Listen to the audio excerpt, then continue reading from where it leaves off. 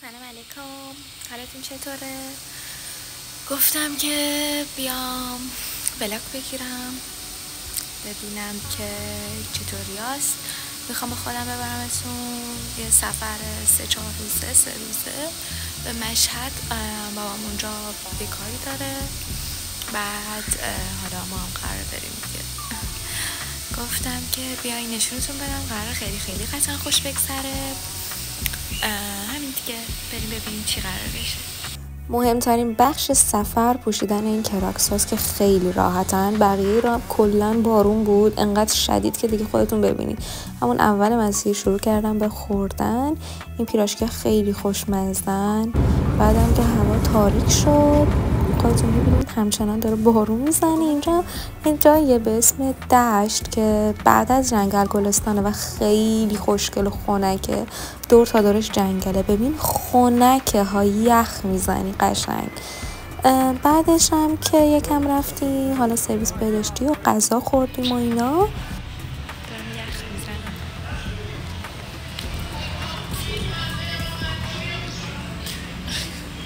حس و حال این ترمینال ها رو داره که اونجا داد میزنن. نشون بدم.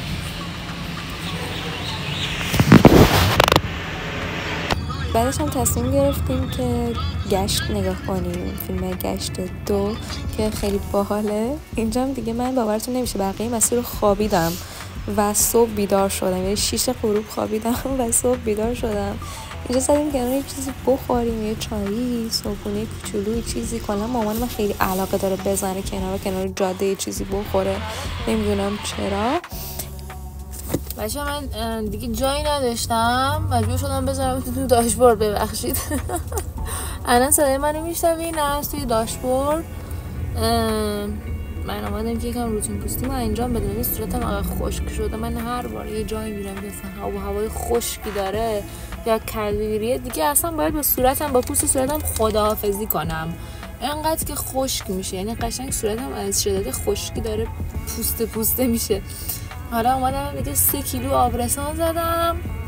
حالا بعدش هم یه ضد آفتاب بزنم، روتین پوستی رو برم. این تو این کیفم همه روتین پوستی برم. بعدش هم که همین دیگه وای چه نور قشنگی میاد.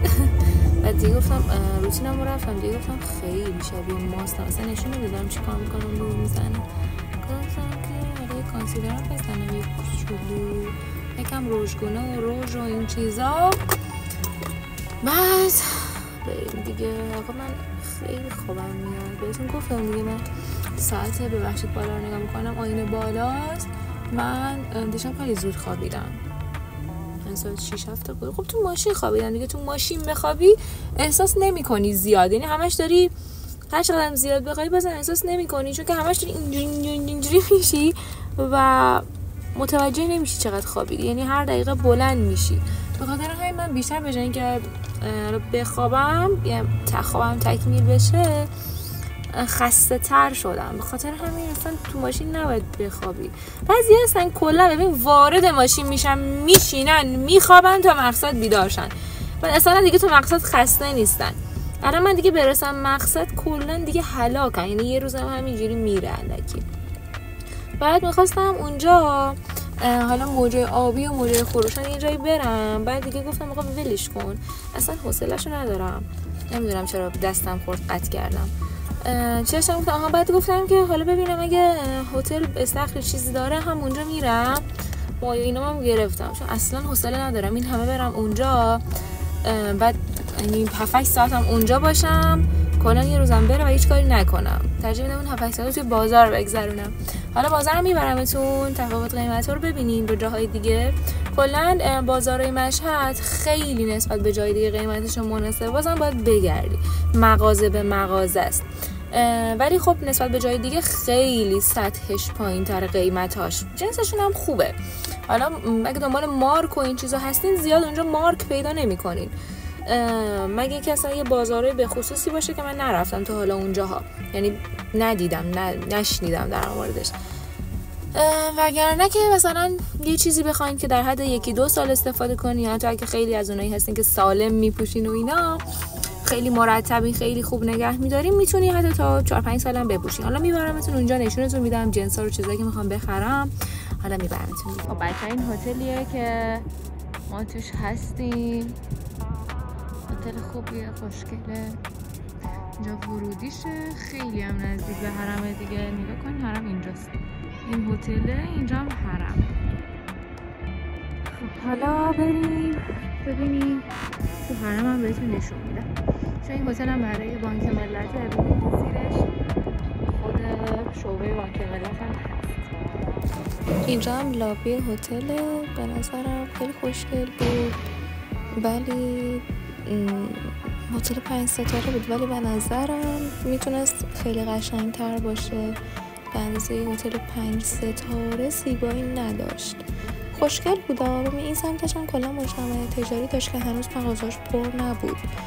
اینم که اتاق کامل از اتاق فیلم گرفتم براتون. وارد میشی سمت چپ یه سرویس بهداشتی ایرانی داره، این منم. روبروی سرویس بهداشتی کمد داره، جا کفشی و این چیزا. اینجا هم که حالا یخچال داشت، یه مینی بار کوچیک هم توش بود با یه حالا روشویی، سیف باکس. این سمت هم یه حموم بود با یه روشویی و سرویس بهداشتی فرنگی. خوب بود به نظرم، اوکی بود سرویسش. اینجا هم که یه میز آرایش داشت و این سمت هم حالا آینه، دوباره کمد و جا کفشی، 4 تا هم تخت. این قسمت هم حالا تیوی روم بود که حالا روم نبود، ولی خب قسمتی که فیلم و این چیزا نگاه میکنن. نمیدونم چرا توی همچین اتاقی باید 2 تا تلویزیون باشه، ولی خب 2 تا بود و اتاقش هم تقریبا 85 متر بود. اینجا هم یه میز آرایش دیگه داشت که خب میشد به عنوان حالا یه میز کار یا میز تحریر هم استفادهش کرد. این قسمت هم که تراس بود و از روی تراسش میشد خب ویوی حرم رو داشت و میشد حرم رو دید که خیلی به نظرم خلوته. اینم کلا ویویه که اتاق داشت که خب توی حالا ویوی قبلی هم مشخصه.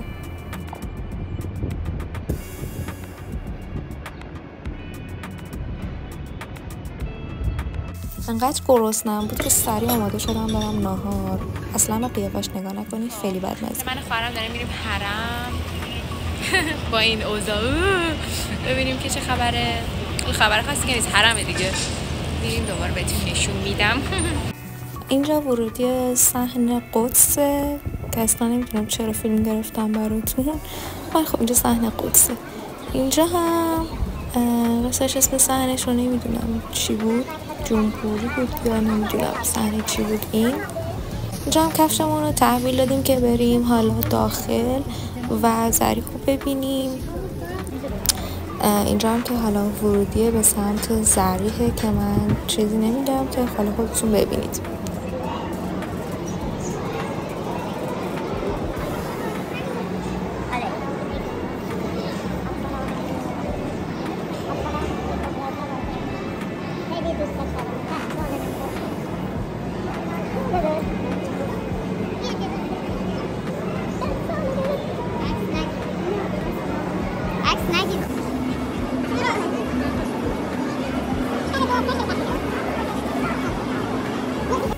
اینجا صحن مورد علاقه منه، صحن انقلاب که به نظرم خیلی خوشگله.